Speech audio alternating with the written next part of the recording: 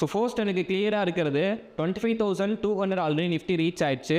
So 200 to இந்த 300 range தான் Nifty வந்து செல்லுக்கான எக்ஸ்பெக்டேஷன் இருக்குது.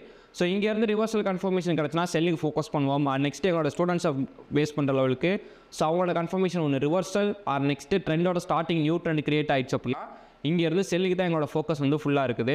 ஸோ டுமாரோ எக்ஸ்பெக்டேஷனை பேஸ் பண்ணுற அளவுக்கு நம்மளுக்கு தேர்ஸ்டே வந்து பார்த்திங்கன்னா கரெக்டாக இதுக்கு மேலே ஓப்பன் ஆச்சு அப்படின்னா 159 ஒரு அப் ட்ரெண்ட் என்ட்ரி கிடச்சுன்னா அப் ட்ரெண்ட் என்ட்ரி எடுத்து 300 வரைக்கும் ஃபோக்கஸ் பண்ணுவோம். 300 to 346 வரைக்கும். ஸோ அங்கே நம்மளுக்கு அதுக்கு மேலே ஓப்பன் ஆகலை, இதுக்குள்ளேயே ஓப்பன் ஆனாலும் இந்த லெவல் தான்.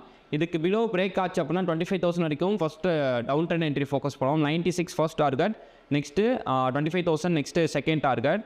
ஏன் நான் இங்கேருந்து ஒரு ரீட்ரஸ்ட் போட்டிருக்கேன் அப்படின்னா எனக்கு 300 வந்துச்சு அப்படின்னா நிஃப்டி ஒரு ஸ்ட்ராங்கான ஃபாலுக்கான பாசிபிலிட்டிஸ் இருக்குது. 300 வரல அப்படின்னா எனக்கு இங்கேருந்தே ஸ்ட்ராங் செல்லிங் ப்ரெஷர் இருக்குன்னா கொஞ்சம் பொறுமையாக செல் ஆகிட்டு அதுக்கப்புறம் ஒரு ப்ராப்பர் ரீட்ரஸ்ட் பண்ணிவிட்டு அகைன் செல் ஆச்சு அப்படின்னா நிஃப்டி வந்து 24,760 வரைக்கும் டவுன் ட்ரெண்ட் போகிறதுக்கான பாசிபிலிட்டிஸ் இருக்குது. ஸோ பார்ப்போம் நாளைக்கு லைவில் நம்மளுக்கு இந்த லெவல்ஸில் எந்த லெவல் ஹிட் பண்ணுது அப்படின்ட்டு நீங்களும் வந்து லைவ் வந்து மறக்காம ஜாயின் பண்ணிக்கோங்க.